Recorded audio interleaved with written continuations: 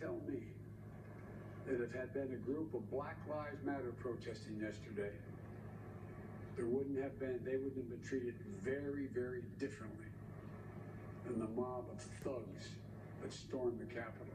We witnessed two systems of justice. When we saw one that let extremists storm the United States Capitol, and another that released tear gas on peaceful protesters last summer. President-elect Biden and Vice President-elect Harris both facing intense pushback for those comments we just aired. A reporter for townhall.com tweeting, as someone who has covered many of the riots last year, I can say this narrative is simply false. Tear gas, pepper balls, pepper spray, and flashbangs were all used yesterday, just as they were used on rioters in 2020. And this from a writer at National Review. 4 people are dead after what happened yesterday. And you know what? People died last summer too. Countless businesses destroyed. People's livelihoods set on fire and stolen. You refused to condemn that violence. Yesterday was horrific, but you've lost your right to moralize. Power panel now, Nomiki Konst, host of the Nomiki Show, and former Republican Congressman Sean Duffy. He is also a Fox News contributor. Welcome to you both. Nomiki, I will start with you. I want to show you a picture of what the steps at the Lincoln Memorial looked like during BLM protests held in Washington, D.C. on June 2nd over the death of George Floyd. National Guard troops, as you can see, were deployed ahead of time. So my question to you is, do Joe Biden and Kamala Harris have a point when they say there was a double standard for peaceful BLM protests and the Capitol rioters? Yes, and I think that photo indicates it very clearly. President Trump and some conspiratorial websites had been advocating and organizing for weeks of what took place in Washington at the Capitol just a couple of days ago. And so there was FBI has been investigating certain members of different police departments for organized white supremacy groups. So there are definitely bad apples. I'm not saying it's everybody, they're bad apples, and they should have been prepared. And I think you're seeing this across party lines, that people were frustrated. I had a friend who was moving through DC while this was all taking place, couldn't move, and there was no police presence as she was in her U-Haul surrounded by people who had guns in their pockets and out in the air, were holding Confederate flags, and were citing Hitler in front of the Capitol. This is not who America is, and I don't even think this is who the Republican Party is. We know that. And so I do think that we were ill-prepared. I think both Senator Mitch McConnell and Lindsey Graham have partnered up with President-elect Biden and Vice President-elect Harris in really saying this is not who we are, and we can't treat people